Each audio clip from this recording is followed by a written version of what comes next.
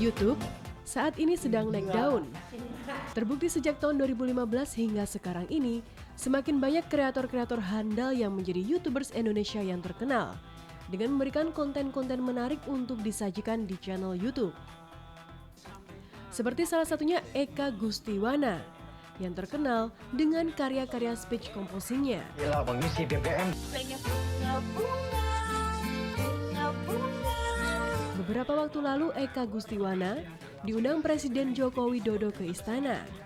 Dalam kesempatan itu, Eka membuat kolaborasi musik dengan Presiden Joko Widodo. Sampaikan konten yang positif, rap, silakan mau nge-rap silakan. Tapi isi nge-rap itu harus positif, itu penting. Tak hanya Eka, Andy Garcia dan Victor Samuel juga menjadi YouTubers yang terkenal berkat video makan-makannya. Berbagai kuliner telah dicoba dua orang yang hobi makan ini. 3, 2, 1.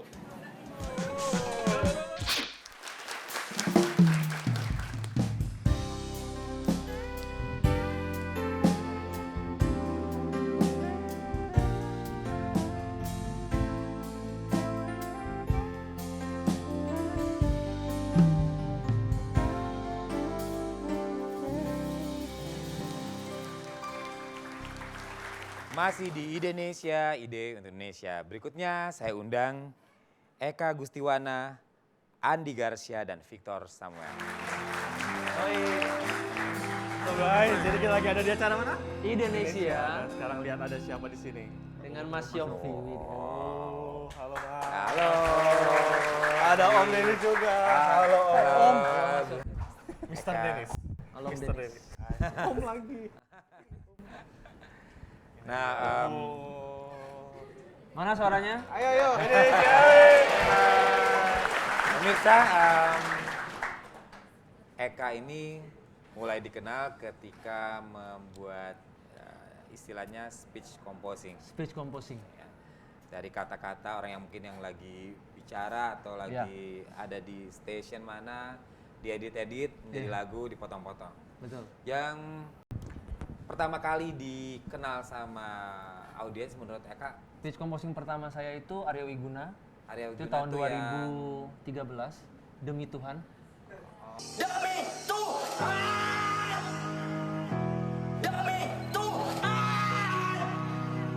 Jadi saya orang yang sebenarnya kurang kerjaan dan iseng banget, jadi suka ngutak-ngatik suara orang. Terus kedua Jeremy Teti, ya, Jeremy BBM Teti. campuran. BBM campuran. Iya.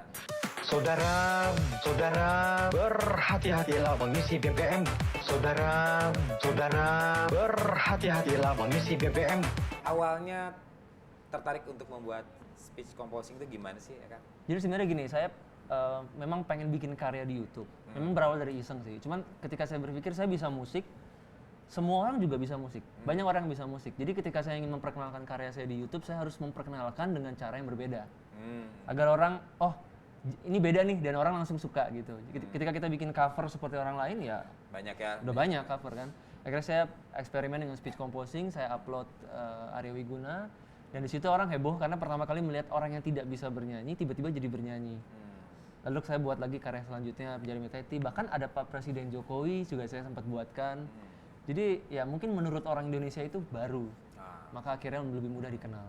Jadi pemirsa, kalau misalnya sedikit kurang paham apa yang disampaikan Eka adalah ada semacam pitch correction yang biasa digunakan untuk dunia rekaman, yang biasa digunakan oleh para penyanyi yang tidak terlalu bagus suaranya atau tidak terlalu bagus dalam pitch controlnya, kalau istilah orang-orang bilang akurasi nada dalam bahasa Indonesianya. Yeah. Nah, kita rubah-rubah tuh dengan metode tertentu, akhirnya suaranya bisa pas banget. Tapi Eka ini nakal, dia mainkan maksudnya dari yang cuma ngomong halo apa kabar jadi halo apa kabar jadi jadi ada nadanya. ada nadanya. Kurang lebih mekanismenya seperti itu. Tapi yang pertama kali menjadi korbannya adalah Arya Wiguna itu. Iya. Dan berikutnya Dan berikutnya malah korban-korbannya itu mungkin malah menjadi happy karena lagunya menjadi terkenal dan orangnya dikenal juga ya. Responnya sebenarnya awalnya saya takut karena saya dianggap mempermainkan orang atau bagaimana, meledek.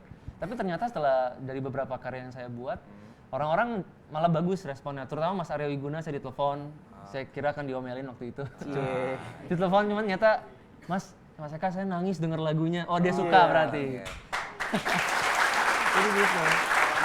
Beralih ke Andi dan Samuel, apa yang dilakukan dengan vlog-vlognya itu? Jalan, terus katanya ada makanan, lalu dikurasi kah makanan, dinilai makanan enak atau tidak enak? Kalau kita itu lebih fokus ke makanan Indonesia yang pinggiran. Oh. Jadi kan baik banget ke food blog atau food reviewer tuh selalu nge-review yang ke restoran. Padahal lebih banyak makanan Indonesia pinggiran yang jauh lebih enak dan banyak banget kan ragamnya kan. Jadi kita mau bikin itu, tapi kita kemasnya dengan semahal kayak makanan restoran gitu. Wah, ini adalah pemuda-pemuda yang cinta makanan tradisional Indonesia. Kalau dari sisi makanan yang paling unik yang oleh Andi pernah coba yang mana? Kalau yang paling unik Jenis makanannya? jenis makanan itu ada sebetulnya ini makanannya agak ini apa ya istilahnya? Aneh? Agak ekstrim. Ekstrim, Oke. seperti apa? Jadi waktu itu kita coba kobra. Kobra. Iya. Seperti apa rasanya? Rasanya itu lebih kenyal dari daging ayam. Terus tapi enak sih. Enak ya? Iya. Itu di mana kamu cobanya? Ada di daerah Tangerang. Tangerang. Kita balik ke Dennis, seorang dia businessman nih. Melihat mereka ada viewer yang begitu banyak, Eka juga sangat sensasional ketika membuat Arya Wiguna dan Jeremy Teti. Itu kemungkinan untuk secara ekonomi bisa menghasilkan hal yang baik buat mereka, itu bagaimana caranya? Oke. Mereka berdua tuh punya potensi untuk bisa mendapatkan penghasilan tambahan gitu. Misalkan kalau Eka itu tidak hanya dari sponsor saja atau mungkin merchandise, tapi dia punya peluang untuk bisa mendapatkan pendapatan dari live performance sebagai musisi. Gitu. Misalkan Eka bikin konser atau Eka bikin pertunjukan gitu. Itu bisa dapat penghasilan tambahan. Dan itu pernah nggak? Pernah, bahkan kita menjual hasil speech composing kita, menjadikannya dalam bentuk digital, iTunes atau RBT. Dan kalau YouTube itu kan memang sarananya adalah secara internasional ya. Iya, betul. Jadi ketika bicara soal titik sensor itu cukup sulit ya, karena memang melibatkan tidak hanya Indonesia tapi secara dunia. Itu apa mungkin dilakukan nggak sih? Misalnya ada untuk Indonesia sebenarnya yang bisa itu adalah tayangan-tayangan seperti ini. Akan lebih baik kita bisa berekspresi tapi secara bertanggung jawab. Jadi Bebas sebenarnya berekspresi tapi bertanggung jawab. himbauannya pada kita sendiri yang bagaimana membuat karya-karya di vlog-vlog itu sendiri ya. Betul. Bahkan di YouTube itu ada setting di mana kita bisa set videonya.